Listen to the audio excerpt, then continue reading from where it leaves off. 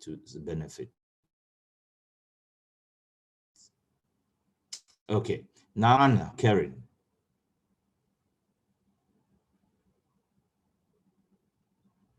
And Karen, your hand is up. Sir, please, I didn't understand the calculation. You did not understand the calculations. Yes, please. What part didn't you understand? Because if you say you don't understand the I calculations, said I the didn't whole Understand the calculations you just explained.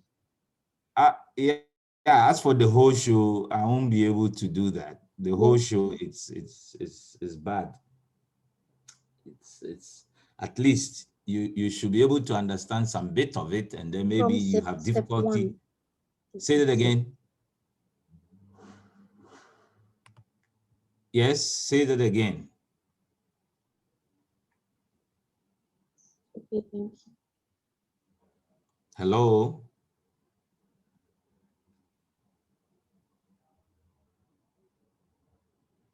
Okay, I can't hear you. I don't know whether you're speaking and I can't hear.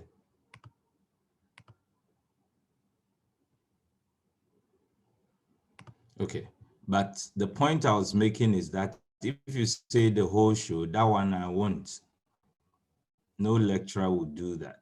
It sounds insulting when students say the whole show.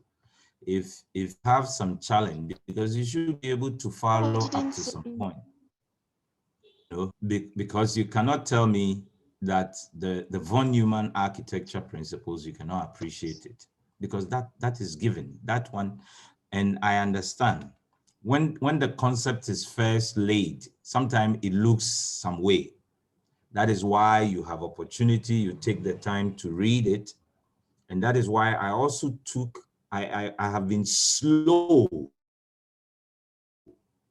relatively, because I just wanted to home to you guys. And that's the same thing I did with the other classes throughout this week. So all you need to appreciate is here we are talking about the von Neumann architecture. What does it say? The memory stores both instructions and data. Where is the instruction? The instruction is here. How do we know that is the instruction? Because it has the opcode, the operational code, being the first 4 bits, and then the other 12 bits, it's used for the address in memory. Address 940, address in memory.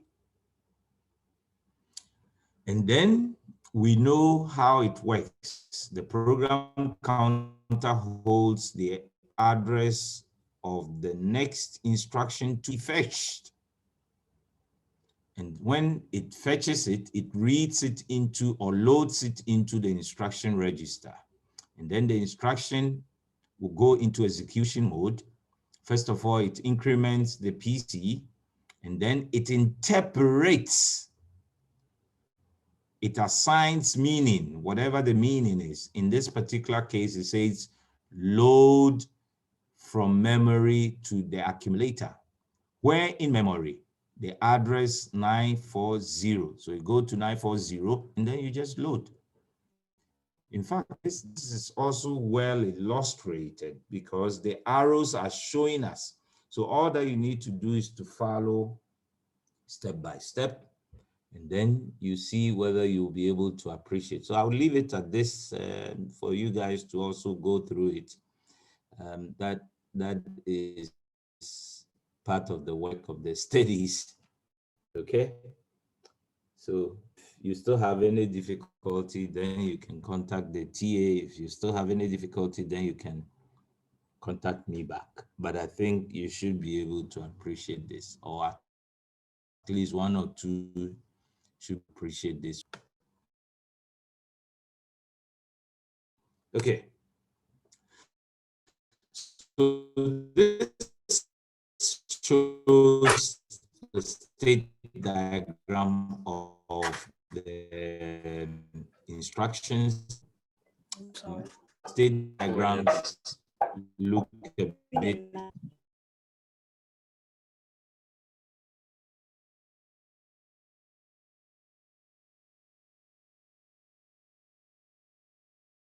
One, what does it mean? So it interprets it, and now it knows that it means load to the accumulator from memory. And then it looks for what kind of address, which address should it work on. In this particular example at 1, the address is 940. So it goes to 940 and it works on it and so on. And then it goes back and forth, back and forth, back and forth for the 3 instructions that has been given us. Okay, again, but I won't bother you too much. So I don't want to waste too much time on this.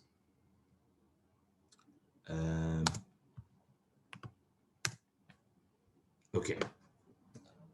Did I jump more than necessary? No. Okay. All right. So now we want to address an important issue that we have. Already we have alluded to, and it's also because we have now completed programs and computers that are working with all these already embedded. But always cast your mind to the way you would appreciate this more is when you cast your mind to when you didn't have we didn't have this new computer. So it's as if we are now building the computers from the very first one. So we are adding up, we're adding up, we're adding up. Okay. If you look at it that way, you are able to appreciate holistically what this system is doing or what this course is all about. So here, virtually all computers provide a mechanism by which other modules, especially the I/O and the main memory, may interrupt the normal processing or programming of the processor. So this table here, table 3.1, lists the most common classes of interrupts that we are able to encounter. So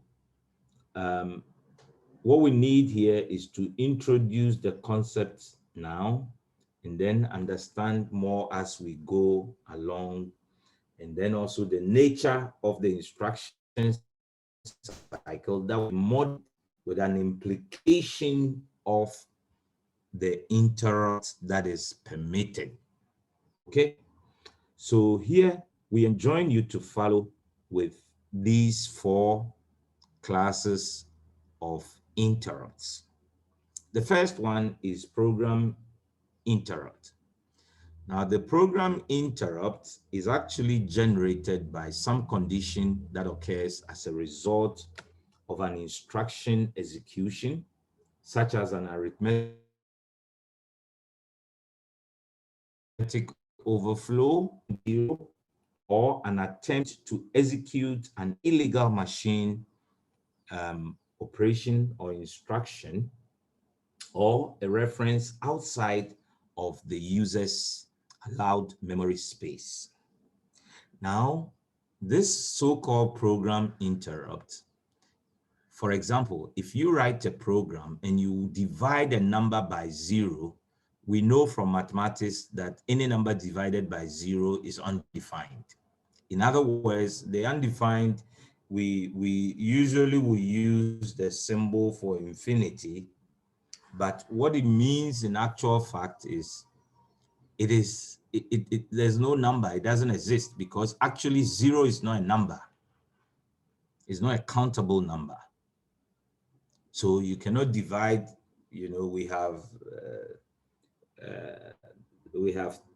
10 books, but we want to give it to, let's divide it by 0. It doesn't happen, okay? But we will divide by 3 students. And then, in other words, let's share it amongst the 3 students. Anyway, so you cause the program to malfunction. And so in terms of actual application, That is what a hacker, for example, can do into the system to get it in malfunction, and then we say that the system has been hacked. Okay, these are, so as we go along, you can also relate them to the areas. Okay, we can't spend too much time on applications. I can only draw your attention. Okay, then we have timer within the processor. And this allows the operating system to perform certain functions on a regular basis. In other words, based on schedules. Again, here too, in terms of actual operation, there are some protocols, internet protocols, one of which is called IRC, Internet Relay Chat Protocol. This is used in enterprise systems to do scheduled backups, let's say every evening. In fact, some people also do that. My WhatsApp has a timer interrupt to do backup of my how do you call it? My WhatsApp data every 2 a.m. So every day at 2 a.m., if you touch the machine, you will see it being backing up the data for you. And it's based on this timer interrupt. It's been programmed to perform this routine function on a regular basis. Then we have an IO interrupts. IO interrupt, there are a number of them. So this could be generated by the IO controller to signal the normal completion of an operation. So if you were printing, if you issue the print command and the printing is done, the system through IO interrupt would inform you, sir, printing has been completed. If you were sending an email, the interrupt that informs you that your email has been sent is an IO interrupt. And then there's a request service from the processor. So if you send a keyboard, you know, or click a mouse, you get the attention of the processor that you want to do something. And then also it may signal a variety of error conditions. One of the error conditions is you want to use the internet, but your cable is not is not plugged in properly, or your wireless signal is off, your Wi-Fi is off. If your Wi-Fi is off and you are trying to browse the system, and that is part of the signal of a variety of error conditions. Oh, you're printing, you issue the print command, the printer is turned off, so the IO interrupt would inform you the printer is either not attached or is off, is offline.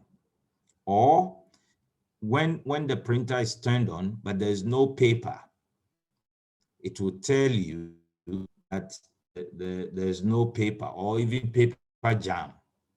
So all these various IO interrupt.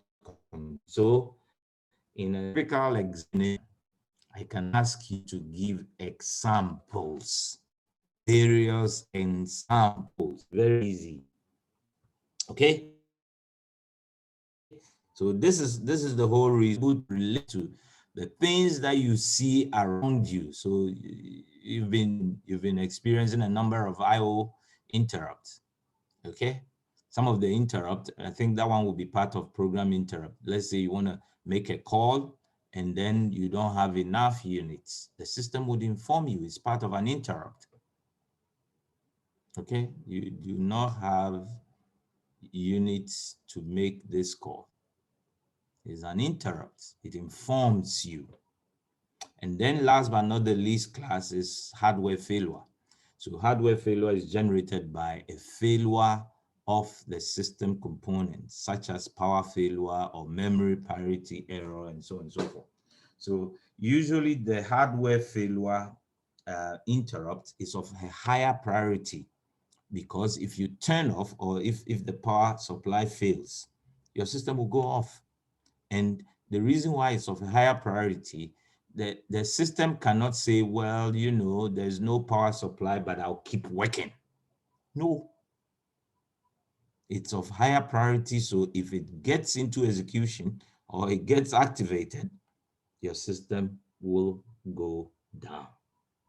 Now, what is the reason why we have these interrupts? Interrupts are provided primarily as a way to improve processing efficiency. So most of our external devices are much slower, as we know, than the processor. So suppose that the processor is transferring data to a printer, for example, as we've said, using the instruction cycle scheme that we have said. So after each write operation, the processor must pause and remain idle until the printer catches up with the processor. Um, please hold on a second. Hi, Emmanuel. I'm in a class, so let's talk. I'll call you back immediately after. Thank you. All right. Okay, sorry. So, yeah, talking about the interrupts. So the length of this pause or waiting may be on the order of many hundreds or even thousands of instruction cycles that do not involve the memory. And clearly, this is a very wasteful use of the processor's resources. And therefore, we have to incorporate interrupts. We have to permit interrupts. So that is what brought in the idea of interrupt. And so you can see from the diagram, the A, when we didn't have any interrupt, we had very lengthy programming or inefficient programming. And then we introduced various forms of interrupt, which in the first case is a short I/O waiting time and then long I/O waiting time. So there are a number of strategies that are put in place, but at least the first and most important thing to draw your mind here is that the interrupt is, okay? There are some of the diagrams I won't bother you. I'll show you those that can easily make sense for you to appreciate. But so you see on the left, it shows the normal user program from the processor. And then on the right, it shows the IO programs or commands or interrupt request that is made, okay? So let's see how, okay, so this is the same using time intervals to do some mathematical computations, which I have killed because it's beyond the treatment in this class. Okay, now because we have incorporated interrupts, the process, the instruction cycle is now modified to accept interrupts.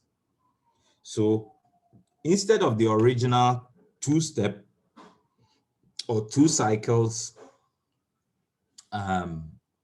instruction set, now it becomes three cycles or three-step incorporating interrupt cycle. Now, what does the interrupt cycle comes in?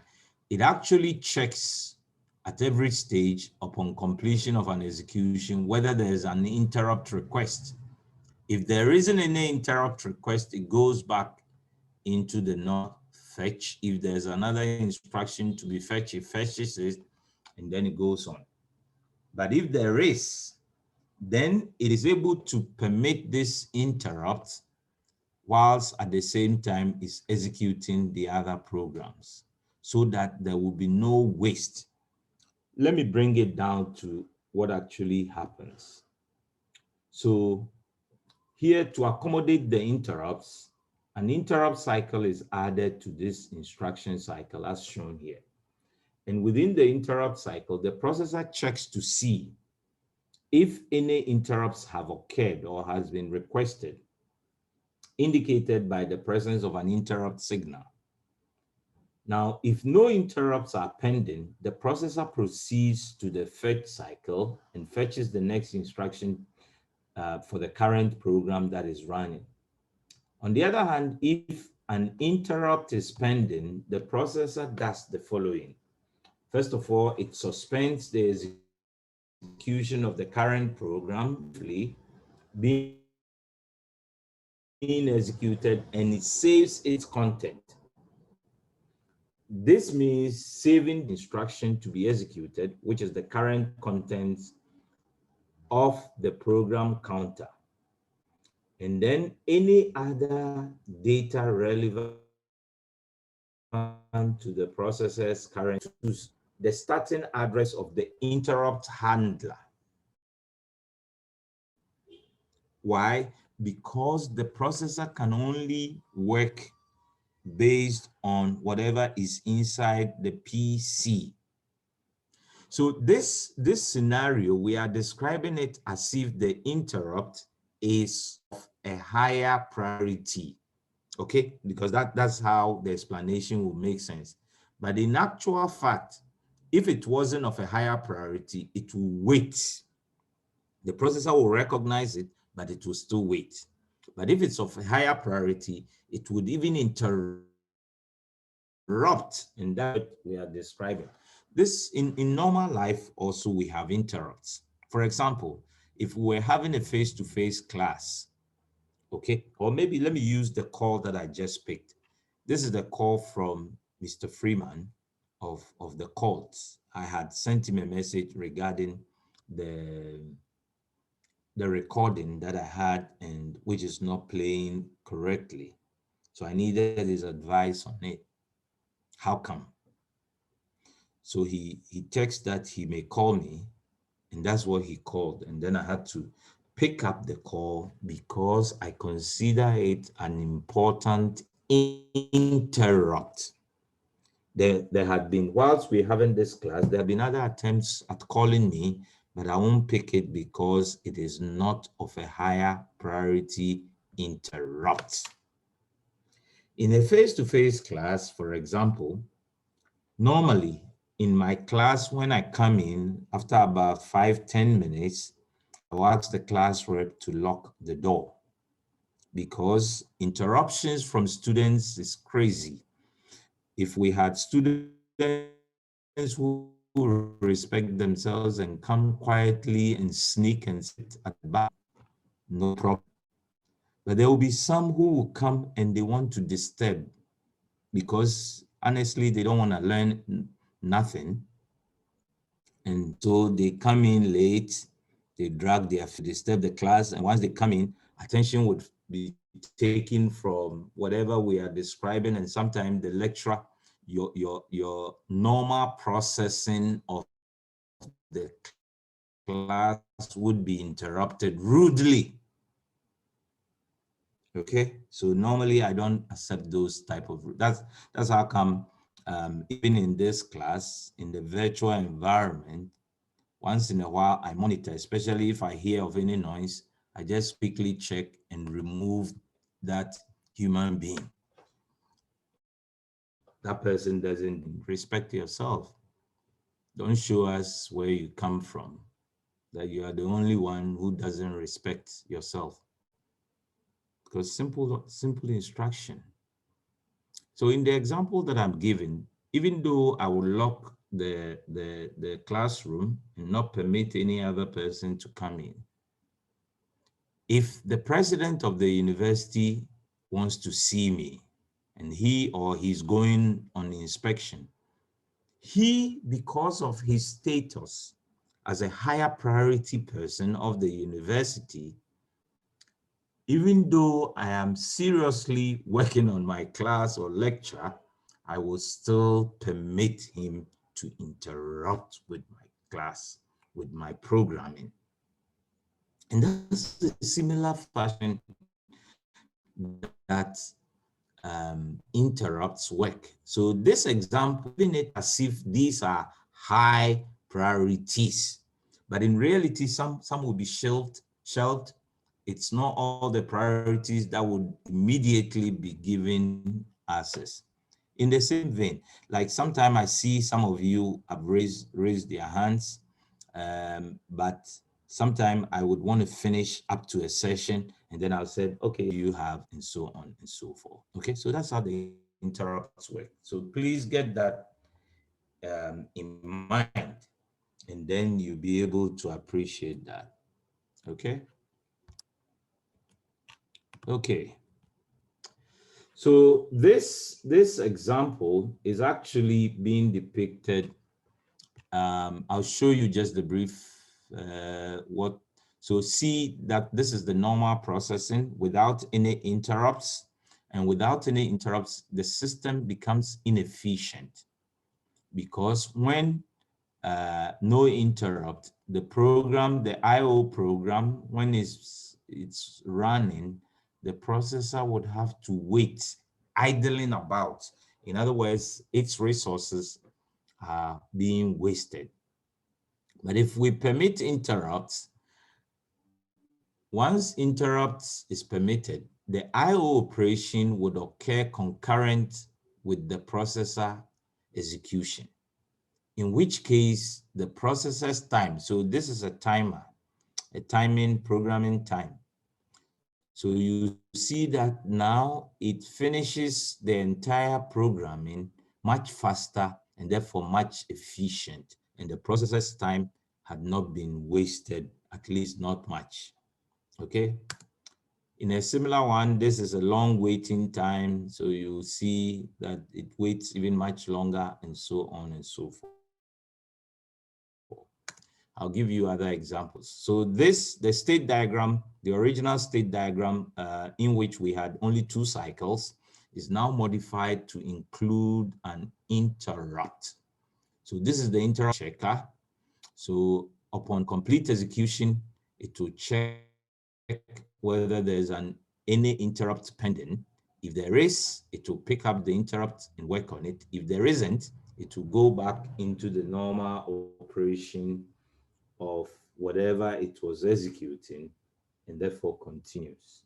Okay, so this depends whether interrupt is disabled or interrupt is allowed.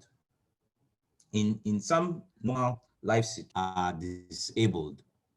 So for example, maybe somebody, let's say I'm having my, nobody should ask any question unless at the end of the class. Okay, that is a form of interrupt. So what it means in principle is that during the normal operation of the class, interrupts are disabled. And then it's only enabled at the end of the class, okay? But in this particular case, let me clarify, interrupts are not disabled.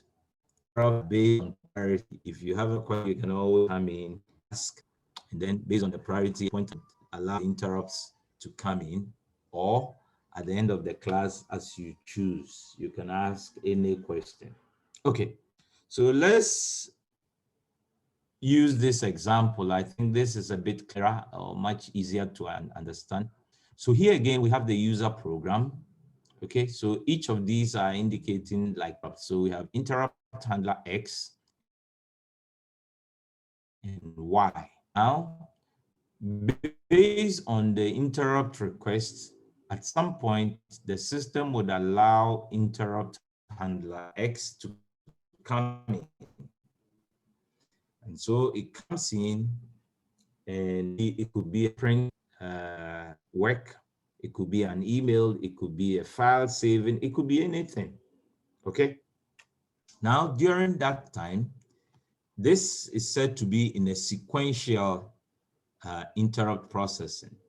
So not until X is completed, Y in such a program or this sequential interrupt processing, even though interrupt is helping the processor become a bit efficient, but it's still not very, very efficient. Now let's see what happens with nested interrupt. The nested interrupt had the priority in mind.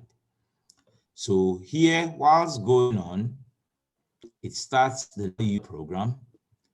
Whilst X is being given the go-ahead, so let's say printing, X wanted to print something. So whilst printing is going on, then there is a request to download a document.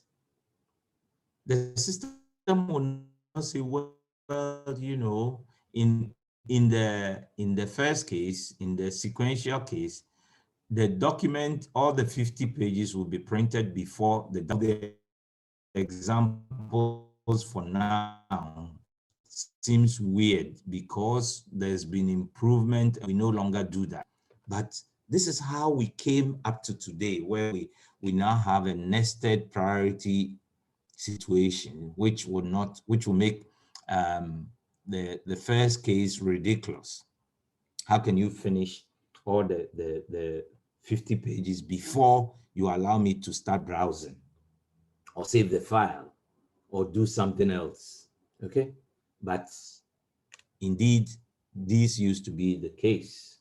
Okay, so here when Y sends interrupt request, because of its priority, it is permitted to now go into execution whilst the X, so to speak, is held on briefly.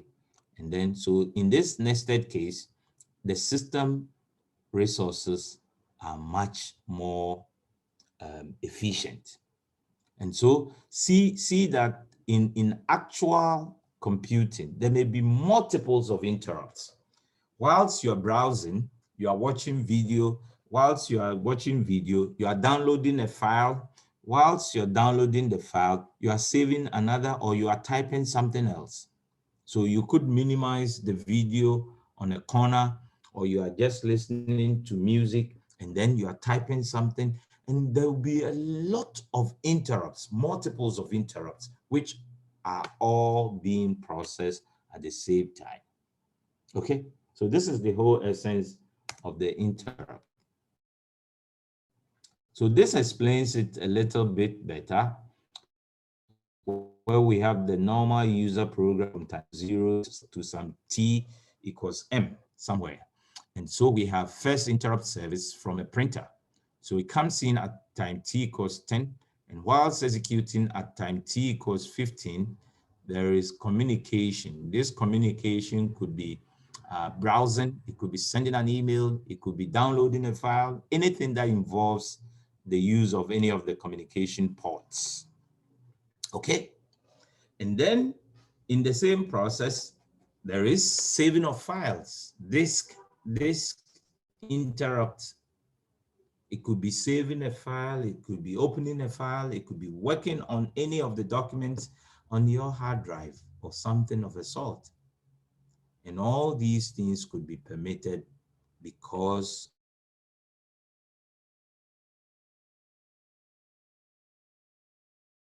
the I/O function again. So thus far, we have discussed the operation of the computer as controlled by the processor. And we have looked primarily at the interaction between the processor and the memory, the main memory. But we see that in some instances, the I/O module, it could be a disk controller, can also exchange data. So just as the processor can initiate a read or write with memory, designating the address of a specific location, the processor can also read data from or write data to an I/O module. In this particular case, the processor identifies a specific device that is controlled by a particular I/O module.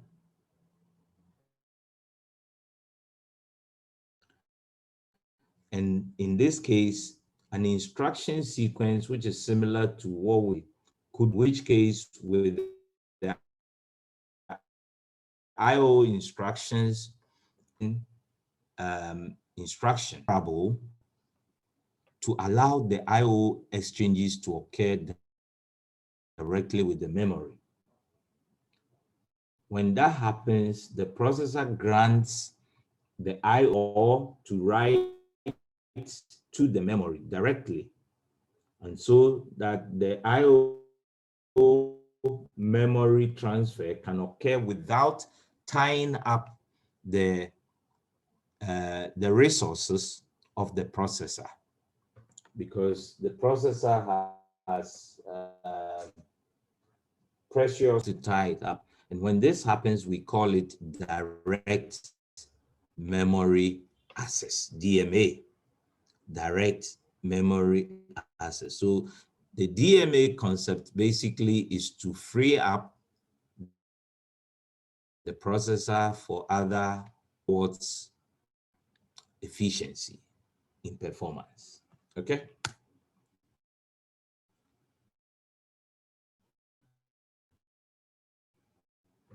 So here we structures. So whenever we think of the computer, we first think of the CPU, we think of the main memory, we think of the I/O module as the basic three components or modules connected together. In other words, to be permit them to communicate, and they communicate in a way that looks like a network. So you can call this a network of modules, okay? Basic network of modules. And the path or the linkages is what we call the interconnection structures. Interconnection structures. So in essence, the collection of paths connecting the various modules is called the interconnection structure. So the design of this structure would depend upon the exchanges amongst these modules. So types of exchanges that are needed by indicating the major. Okay, so if you look at the CPU,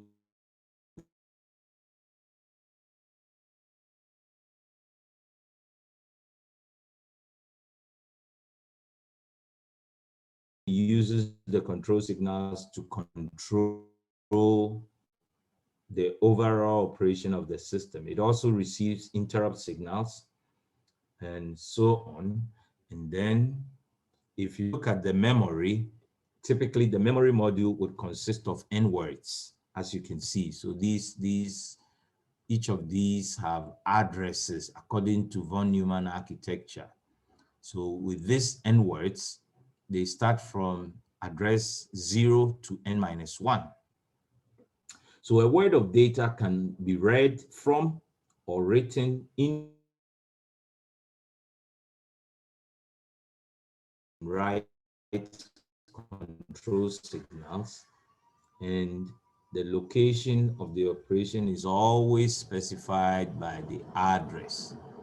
Okay, so again, you look at the I/O module from an internal perspective, which is internal to the computer system. I/O is functionally similar to the memory, the main memory. There are two operations that occur: read and write. And further to that, an I/O module may control more than one external device, so it should be able to have control of itself. And so I/O module it refers to these interfaces as the external device to be able to connect with the external device as a port. And then it assigns unique numbers to them. So these, in this particular example, there are M ports, M number of ports. So you can number them from 1 to M, okay? Or from 0 to M minus 1. Either one, it's still the same M. In addition, there are also external data paths for the input and output of data with the external device. And finally, the I/O module may be able to send interrupt signals, as you know.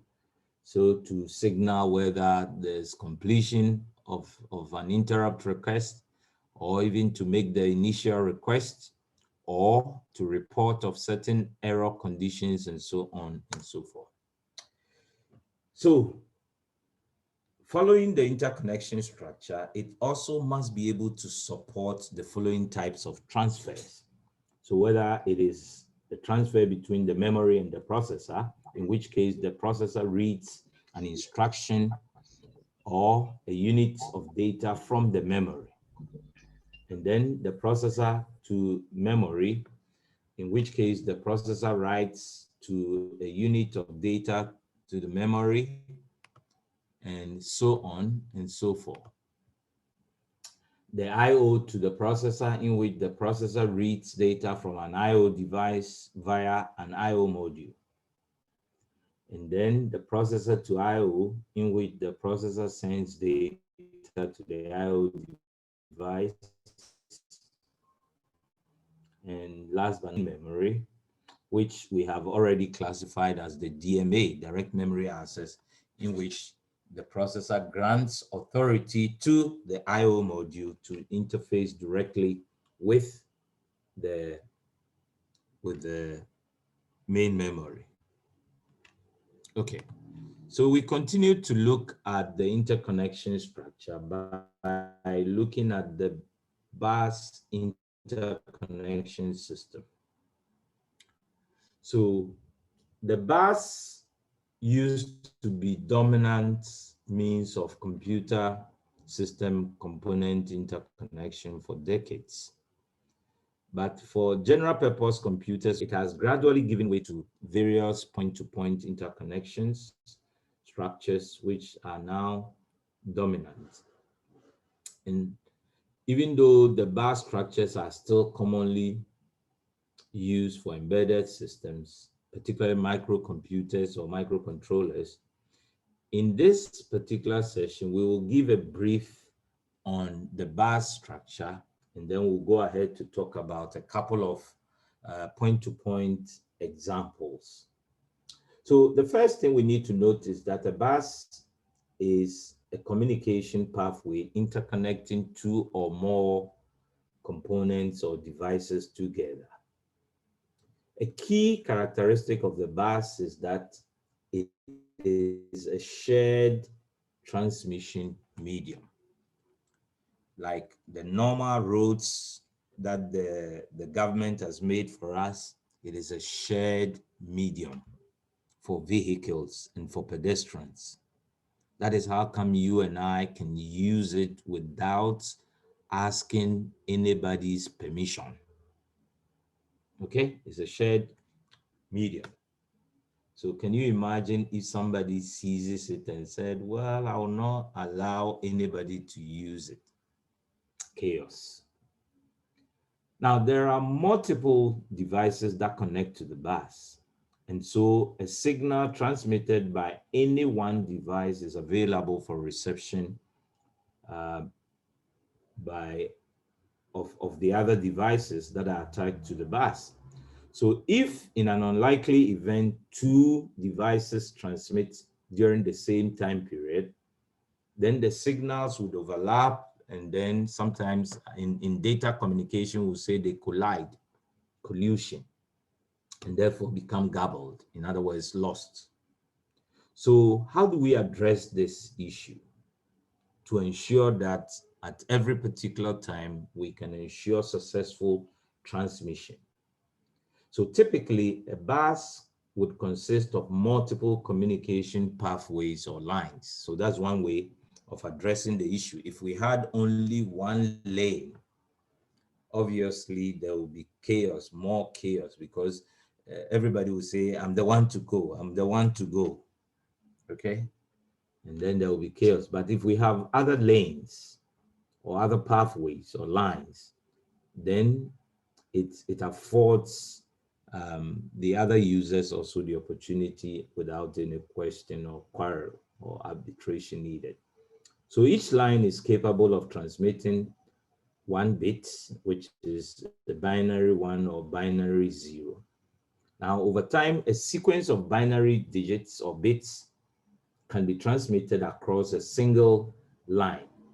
Now, taken together, several lines of the bus system can be used to transmit a lot of binary digits or bits simultaneously or in parallel. So, for example, if you want to transmit an 8-bit word or data, then it can be transmitted over an 8 bus lines, 8 bus lines. Okay. So in essence, the computer system has a certain number of different buses also that it works with. So these are pathways between the components at different levels of the computer system hierarchy. So a bus that connects major computer components such as the processor, the main memory, and the I/O modules, for example, is called the system bus. It's called the system bus. And for most computer systems, the interconnection structures are based on the use of one or more of such system buses. So in a typical bus system, they usually would have about 50 to hundreds of separate lines, and each line is assigned for a particular meaning or for a particular function. So although there are many different bus designs, on any bus design or system, they can be classified into 3 common functional groups, which are the data bus, the address bus, and the control bus, sometimes called data, address, and control lines. Okay, so we are looking at the data bus. So the data bus, in principle, are data lines that provide a path for moving data among the modules. It may consist of 32, 64, 128, 256, and so on and so forth, separate lines. And the number of lines gives the width of the bus, okay, which would permit that to that extent of number of bits to be transmitted at the same time. So that in essence has performance implications. So if you want a 16-bit bus lane, then you have to provide 16-bit because you'll be transmitting simultaneously or in parallel 16 bits.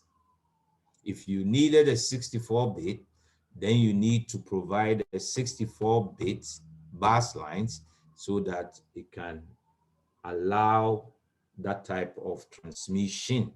Very straightforward.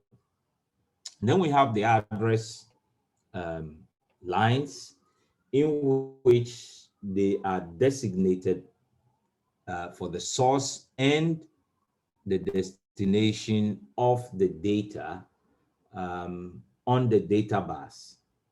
So for example, if the processor wishes to read a word, it could be 8, 16, 32, or 64 of data from the memory, then it puts the address of the desired word on that address bus or the address lines.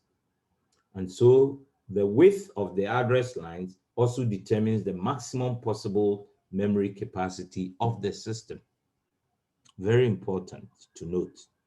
The width, in other words, the size, the number of lines assigned to this address bus in essence determines the possible memory capacity of the system.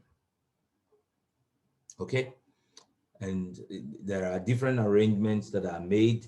So typically the higher order bits are used to select a particular module on the bus, and the lower order bits are used to select the memory location or the address or the IO port numbers within the module. Okay. Then we have the control lines or the control bars. So basically the control bars are used to control the access to and the use of the data and the address lines. Because the data and the address lines are shared by all components, there must be a means by which the system can control its use. Otherwise, there will be chaos all the time, confusion. In fact, that is how come in the vehicular sense, we provide traffic signals. So the traffic signals, including even road markings and so on, including parking, well, those signs, you know. So there will be a place where it is only buses, it's a bus lane, or it's for HOV, heavy occupancy vehicles, and so on and so forth. So all these are dedicated as a measure of control, including the traffic systems in general. And so the similar thing is done in computing. And here in the computing also, there are a number of command signals that are used. Some of them include memory write, memory read, write, read, transfer acknowledgement, bus request, bus grant, interrupt request, interrupt acknowledgement, clock, and then reset, which initializes all the modules and so on and so forth. So a number of them. Okay, so this is how the system bus actually looks like. So the system bus, whenever we think of the system bus interconnecting the IO modules, the memories, and the processor, you can think of it as being composed of these three buses or three set of lines. It has the control, has the address, and it has the data bus lines. Okay. Now we take a look at the point-to-point system. So again, let's take 1 minute, 1 minute break. I can drink water. I can stretch my legs. So let's take 1 minute. So just 1 minute and then we continue.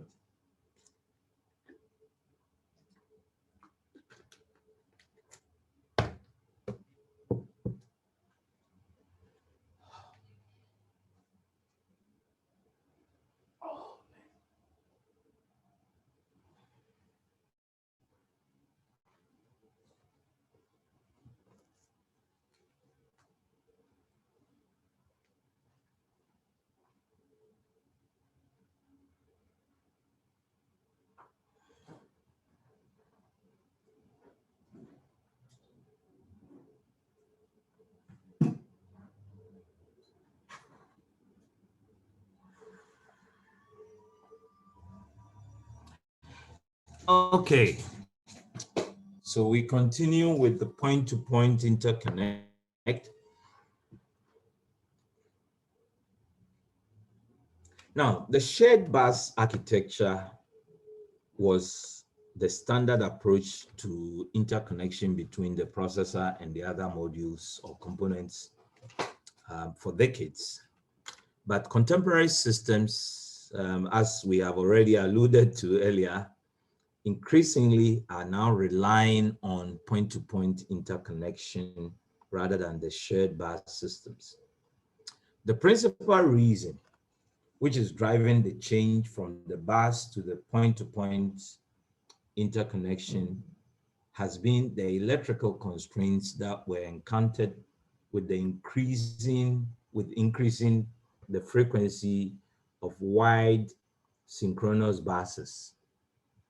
So at a higher and higher data rates, it becomes increasingly difficult to perform the synchronization and the arbitration that is needed in a timely manner. So the arbitration is when, instead of causing collision, how do we regulate to make sure that there is no confusion or collusion? In your datacom class, you would study about some of these things: collusion detection and collusion avoidance, collusion sense and collusion avoidance, and so on and so forth. Okay, so that is what we call the arbitration. So further to that, with the advent of multi-core chips or chipsets with multiple processors and significant memory on a single chipset, it was found that the use of a conventional shared bus on the same chip magnified the difficulties of increasing the bus data rate and also reducing the bus latency to keep up with the processes. So that means it's a big challenge. So compared to the shared bus system, the point-to-point has lower latency, it has higher data rate, and obviously it has better scalability. So which reason gives it more reason why manufacturers today are shifting or have shifted to point-to-point systems. So one of such point-to-point is the quick path interconnect QPI, which was developed by Intel in 2008, and it has the various um, characteristics such as multiple direct connections, in which multiple components within the system enjoy direct pairwise connections to other components. And this eliminates the need for arbitration that was found in the shared bus transmission systems. It also has layered protocol architecture. So as found in network environments such as the TCP/IP or internet suite kind of data networks, these processor level interconnects use a layered protocol architecture rather than the simple use of the control signals that was found with the shared bus systems. Again, it also uses packetized data transfer. Here, data are not sent as raw bit streams, but rather data are sent as a sequence of packets, each of which includes control headers and error control codes that makes it possible to recover any data that normally would not have been delivered.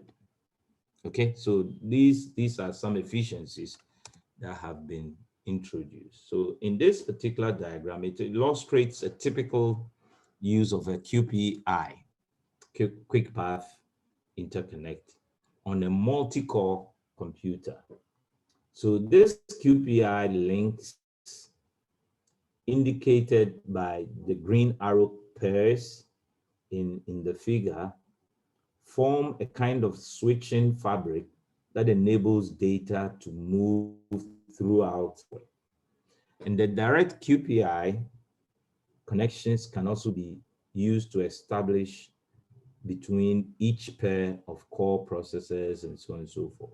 So if, for example, a core A in this figure needs to access the memory controller in core D, for example, it sends its request through either cores B or C, which must in turn forward the request to the memory controller in core D. In a similar manner, larger systems with 8 or more processors can also be built using the processors with 3 links or more, routing traffic through the intermediate processors as we have described shortly. So in addition to that, also the QPI is used to connect the IO module, and it uses the IO hub. So the IO hub acts as a switch which would direct traffic to and from the I/O devices. And typically in newer systems, the link from the I/O hub to the I/O device controller uses an interconnect technology called the PCIe, Peripheral Component Interconnection Express, PCIe, as we'll find out shortly. So the PCIe, maybe I can tell you, was also designed first by Intel, actually in the 1990s. And then along the line, Intel found out that the patent was actually in the public domain. So Intel was smart. What they did is already, if the information is already leaked out and other people are producing it under different guise, then why not invite them also to contribute? So they invited the industry, other industry players, and formed a kind of study group, special study interest group. And then they developed from the PCI to PCIe. So the PCIe now becomes an industry standard that is used by other industry players. Okay. All right. What else? Okay, so this is the layered protocols that are used. So it has the protocol, routing, link, and physical layer. And these can be related to the OSI reference model, as you know. So that becomes, of course, is the reference generic model.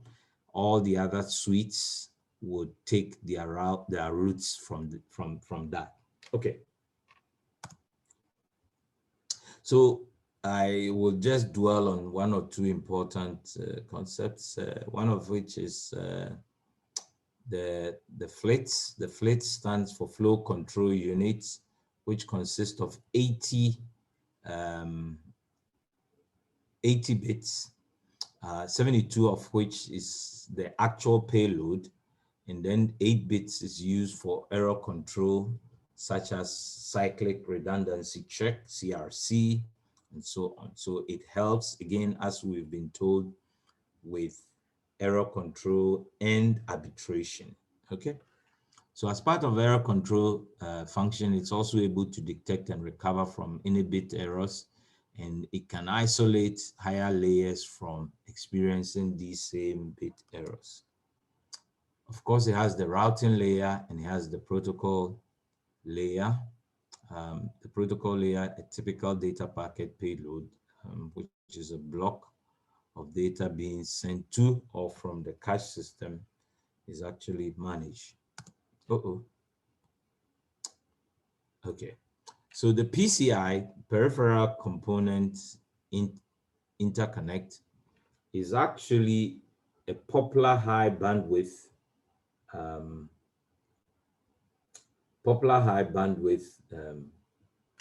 processor independent bus system that can function as a mezzanine or a peripheral bus system. Compared with other common bus specifications, the PCI delivers better system performance for high-speed I/O subsystems, such as graphics display adapters, such as NIC cards or NICs, network interface controllers, and so on, and then these controllers.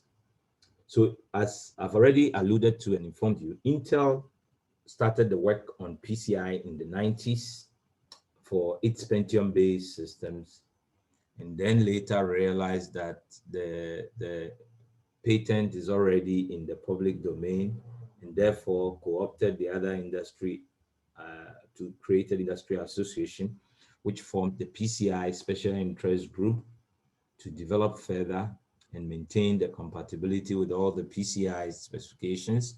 And therefore, they created the PCIe, PCI Express.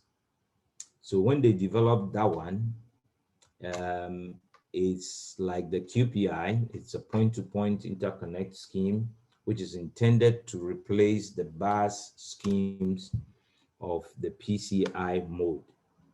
So Now, a key requirement for the PCIe is the high capacity to support the needs of higher data rate I/O devices, such as gigabit Ethernet ports and so on.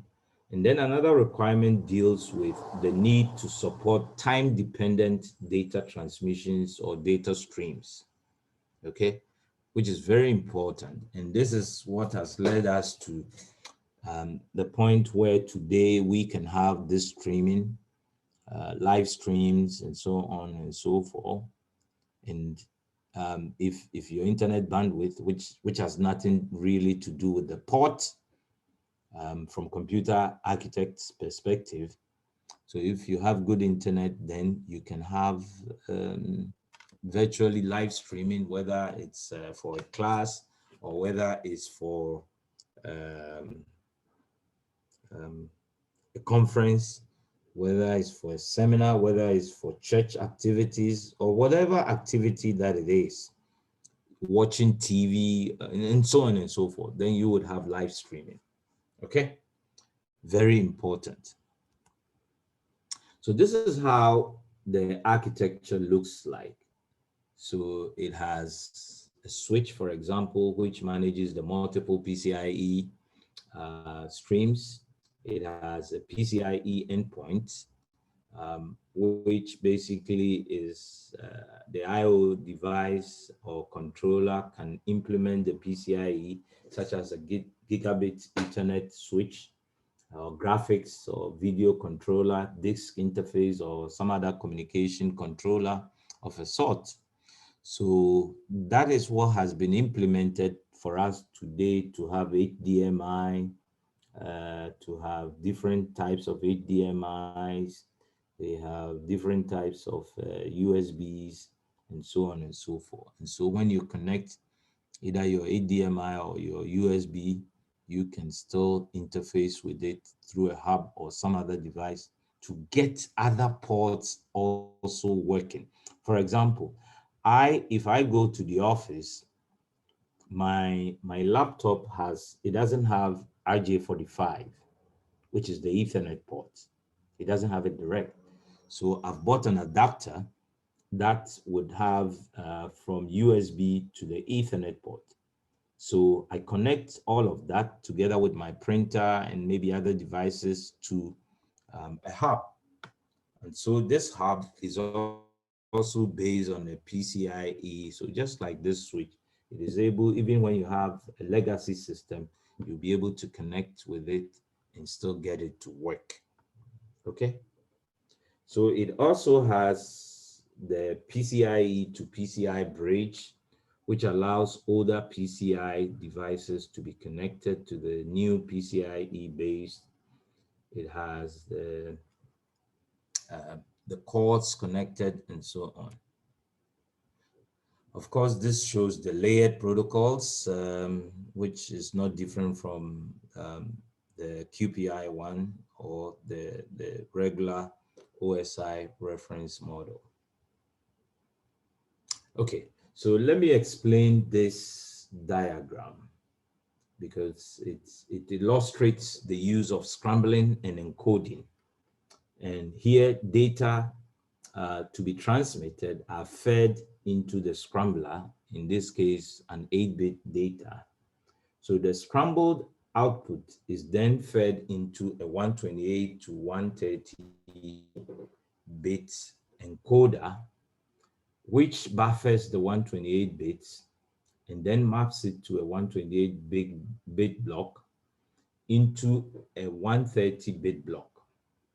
So this block then passes through a parallel to serial converter, and then is transmitted 1 bit at a time, because once it becomes a serial signal, then it can only be transmitted 1 bit at a time, but it's faster than the parallel one, using differential signaling. Signaling is protocol. So at the receiver end, a clock is used to synchronize the incoming data to recover the bit stream. that has been transmitted. So data to produce a stream of 130-bit blocks. Each block is passed through a 128 to 130 decoder to recover the original scrambled, use the original 8-bit stream that was initiated. So this is how it happens. And we are also reminded that usually encoder will go hand in hand with decoder. So sometimes we call it codec or something, you know, because encoder, decoder. We have scrambler, descrambler. We have A to D converter or D to A converter. We have transmitter, receiver, which becomes transceiver, and so on and so forth. We have modem standing for modulator, demodulator. Okay, so they work hand in hand to give us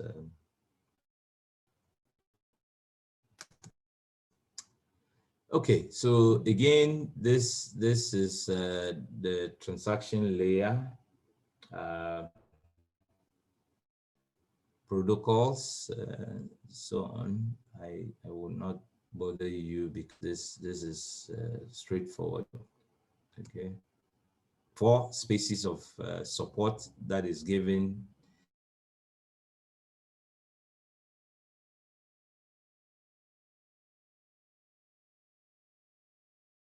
One of them to the interrupts, and then also error handling, as well as power management.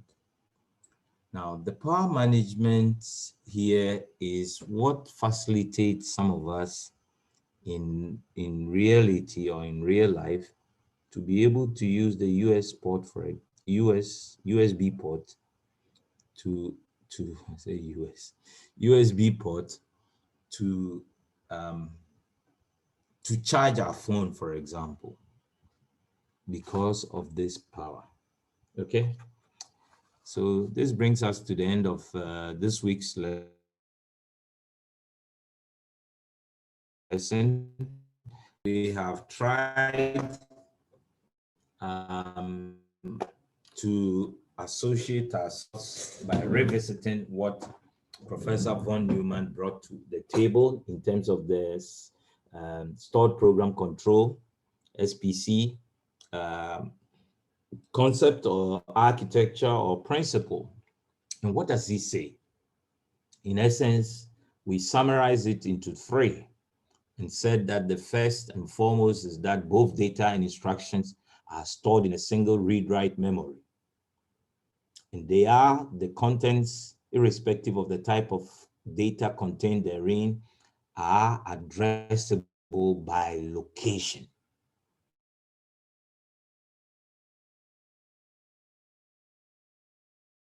Manner, unless otherwise, or specifically is one instruction to the next and to the next and to the next, which implies that from one address to move to the next higher address in memory, unless otherwise specified. And then we took a look at the instruction format or set. And here we first started with the basic instruction set, which consisted of 2 steps or 2 cycles of fetch cycle and execute cycle. And then we alluded to the fact that to enhance, we needed to introduce interrupts for this enhancement, or for this was enabled. And once you enable the interrupt, then it means that it can now accept interrupts, be it in a prioritized session or not, or what. So the interrupts are now prioritized. And with that, we move on to show how the interrupts impacted on the processor capacity, and so on. So we demonstrated with a number of examples, and then also classified the common types or classes of timer interrupt to IO interrupt, and then hardware failure interrupt. And then we gave examples, and then I informed the class that it's a good candidate for examination because we can demonstrate other examples of interrupts that we have, right from printing to emailing to receiving errors for paper not found, for jamming in the printer, and so on. Whatever error information that we get, various signal information, as well as program malfunctioning, and so on and so forth. And then we also went ahead to demonstrate how the system actually works based on the von Neumann principles. So we had an example of some 3 sets partial codes. And we said that for the purposes of this class, we would be using, less otherwise specified, we'll be using a 16-bit machine. So when you're giving any instructions, it's assumed that it is a 16-bit machine, unless otherwise specified. Okay? And then we demonstrated step by step how an addition could be made and then put back into the location 941. Okay. Then we took a look at the interconnection structures as being that which pathways or lines, a collection of that which brings the structure of the computers together. We first considered the bus system and said that the bus key characteristic of the bus is that it's a shared transmission medium. And it has its own challenges. And therefore, prompted development by Intel of point-to-point interconnect. And not only Intel, other players were also doing same. And at some point, Intel had to co-opt special interest working group to develop the Pci, Peripheral Component Interconnect Express, PCIe, so that all others can benefit from it. And contemporary machines now host these. All right. So in a question, so that we can finish up by 11. So if you have any question, raise your hand, let me admit you, and let's shoot. Any question at all? Any comment, any contribution, whatever? Yes.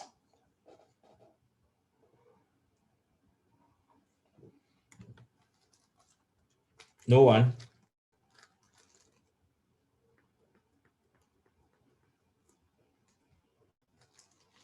No one has a question?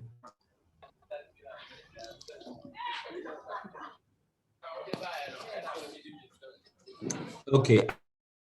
Alfred. Sir, please, I want to ask whether, sir, please, I'm asking whether Alfred, go ahead. You are just creating noise.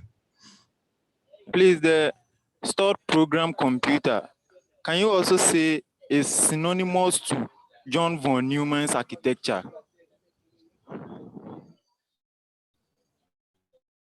Yes. It's stored program control, SP, stored program control architecture, because he has introduced that. Alfred, there's noise coming from your system, so yourself.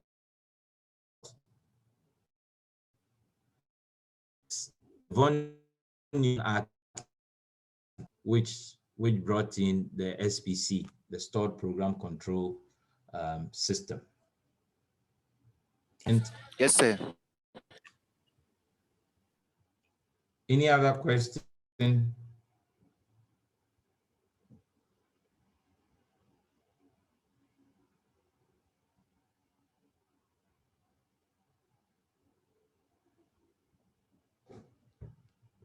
Any other question? Anne?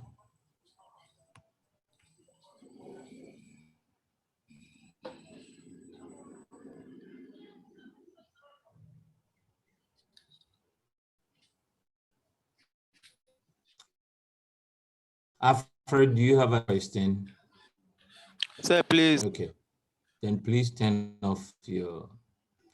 Anne, any question?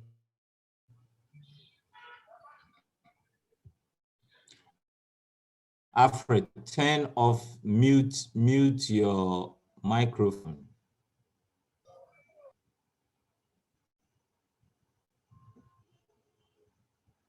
Is Anne on board or she's left?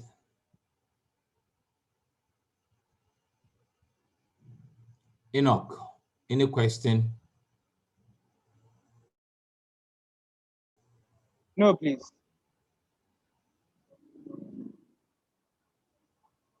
Okay, any other person who has any question?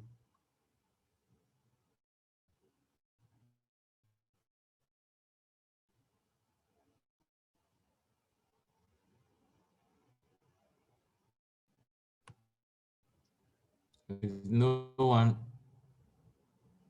anybody? Yes, please. When you have a question, you raise your hand.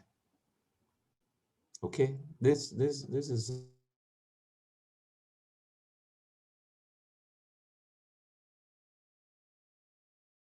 a class. You just don't do the right thing. I'm sorry, sir. Thank you for the correction. My question is on the when a user connects an external device, speaking of maybe drive to his or her personal computer, you made mention of when cell has been attached to your machine, the machine at the top level assigns a specific address to this. So I'm trying to, if there is a virus on the machine, can it one way or the other interrupt this? That is a different thing. You see, if virus on it, that is